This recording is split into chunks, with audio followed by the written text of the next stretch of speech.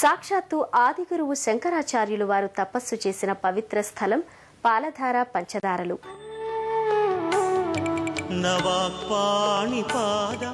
శ్రీశైలంలో మరో ప్రసిద్ధ దర్శనీయ స్థలం పాలధార పంచదారలు. శ్రీశైల ప్రధానాలయానికి 3 కిలోమీటర్ల దూరంలో ఉన్న ఈ స్థలం లోయ ప్రాంతంలో ఉండటం గమనార్హం.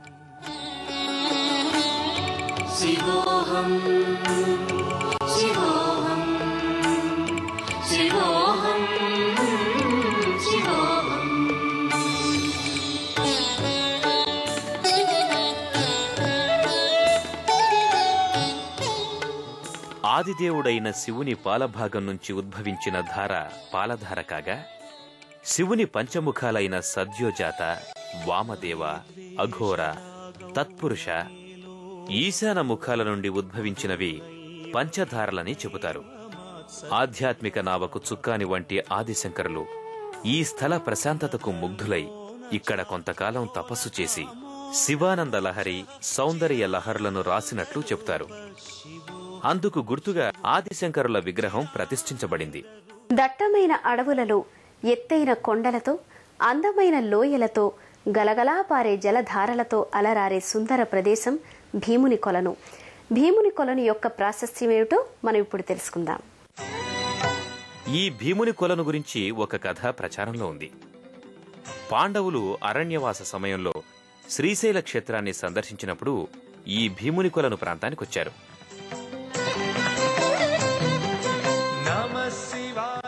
అప్పుడు ద్రౌపదికి దాహం వేసింది. నీటి కోసం ఎంత వెతికినా నీటి జాడ కనిపించలేదు. భీమునికి కోపం వచ్చి కొండను గట్టిగా కొట్టాడు. ఆ దెబ్బకు కొండ రెండుగా చీలి నీరు బయటకు ఉప్పొంగింది.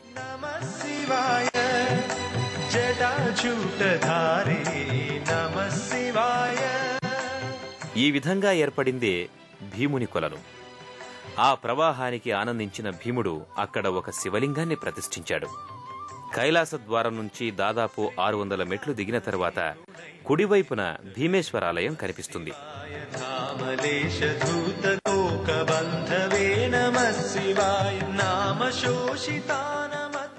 ఎంతో ప్రాచీనమైన ఈ ఆలయం పూర్తిగా శిథిలమైంది. నిర్మాణ శైలిని పరిశీలిస్తే ఒకప్పుడు ఈ ఆలయం ఎంతో ప్రాచుర్యాన్ని పొందినట్లనిపిస్తుంది. భీమేశ్వర ఆలయం క్రీస్తు శకం 8-9వ శతాబ్ద కాలంలో నిర్మించినట్లుగా తెలుస్తోంది. భీమేశ్వరాలయం నుంచి దాదాపు 300 మెట్లు దిగితే భీముని కొలను వద్ద మరో ప్రాచీనాలయం ఉంది. దీనిని భీముని కొలను గుడిగా చెబుతారు. ఈ ఆలయంలోని లింగాన్ని భీమలింగం అని పిలిచేవారు. ఈ ఆలయం గర్భాలయ, ముఖమండపాలను మాత్రమే కలిగి ఉన్నట్లుగా కనిపిస్తోంది. శిథిలమైన ఈ ఆలయం గతనాటి వైభవాన్ని తేటతెల్లం చేస్తోంది. శ్రీశైలం ప్రధాన ఆలయానికి తూర్పున 2 కిలోమీటర్ల దూరంలో ఉంది సాక్షి గణపతి ఆలయం. శ్రీశైల ప్రధానాలయానికి తూర్పున 2 కిలోమీటర్ల దూరంలో ఉంది సాక్షి గణపతి ఆలయం. భక్తులు శ్రీశైల మహాక్షేత్రాన్ని సందర్శించినట్లు కైలాసంలో శివుని వద్ద సాక్ష్యం చెబుతాడు గనక ఈ స్వామి సాక్షి గణపతిగా ప్రసిద్ధుడు. ఈ భూమండలంలో పరమ పవిత్రమైన శివక్షేత్రం శ్రీశైలం. ఈ క్షేత్ర సందర్శించినంత మాత్రాన్ని పునర్జన్మ ఉండదని భక్తులు విశ్వసిస్తారు. మరి ఆ మల్లికార్జున స్వామి అందరినీ చల్లగా చూడాలని కోరుకుంటూ మరో తీర్థయాత్రలు, మరో క్షేత్ర సందర్శనతో మళ్లీ కలుసుకుందాం. అంతవరకు సెలవు. మరి నమస్కారం.